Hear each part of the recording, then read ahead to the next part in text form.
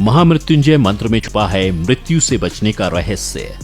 दोस्तों, सनातन धर्म में मंत्रों का बड़ा ही महत्व है। महामृत्युंजय मंत्र एक ऐसा मंत्र है जिससे स्वयं मृत्यु भी घबराती है, क्योंकि यह मंत्र महाकाल को प्रसन्न करता है और जिससे महाकाल प्रसन्न हो जाए उसे भला मृत्यु का कैसा भय। लेकिन क्या आप जानते हैं कि कैसे छुपा है इसमें अकाल मृत्यु से बचने का रहस्य। दोस्तों, इस मंत्र के उत्पन्न होने की कथा भगवान शिव के एक भक्त से जुड़ी है, जो कुछ इस तरह से है। मार्कंडू नाम के एक ऋषि थे जिनकी कोई संतान नहीं थी और न ही उनकी कुंडली में संतान का सुख लिखा था।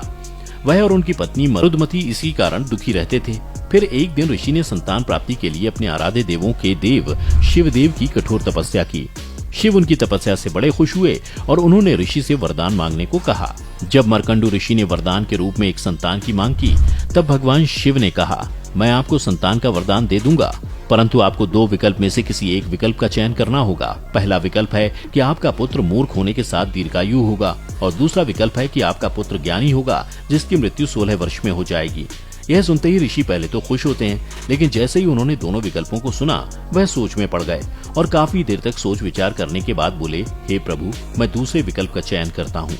इसके बाद मार्कंडू ऋषि को एक तेजस्वी पुत्र की प्राप्ति हुई जो अत्यंत ज्ञानी और बुद्धिमान थे, परंतु उसकी मृत्यु 16 वर्ष में ही हो जाएगी। ये चिंता उनके माता पिता को खाए जा रही थी और इसी वजह से वे दिन रात परेशान रहने लगे। ऐसे ही समय बीतता गया और कुछ वर्ष बाद उन्होंने यह बात अपने पुत्र मार्कंडे से भी बता दी। ऋषि मार्कंडे अपनी अकाल मृत्यु के विषय में जानकर अपने माता पिता के लिए अत्यंत चिंतित हुए और उन्होंने विश्वास दिलाया कि वे उनके दुख को बहुत जल्द दूर करने का प्रयास करेंगे। फिर सोचा कि भगवान शिव ही मृत्यु को टाल सकते हैं। बहुत सोच विचार करने के बाद वह शिव की शरण में गए और उन्होंने वर्षों तक भगवान शिव की घोर तपस्या की। दोस्तों, अनेक वर्षों तक उपासना करने के दौरान ही उन्होंने महामृत्युंजय मंत्र का निर्माण किया और इस मंत्र का जाप करते हुए उन्होंने एक मंदिर में भगवान की आराधना की। धीरे धीरे समय भी नजदीक आ गया जिसका सभी को डर था। जब मार्कंडे की मृत्यु का दिन निश्चित आया और यमराज उन्हें लेने धरती पर प्रकट हुए, तब वह शिवलिंग को अपनी बाहों में भरकर जोर जोर से मंत्र का उच्चारण करने लगे।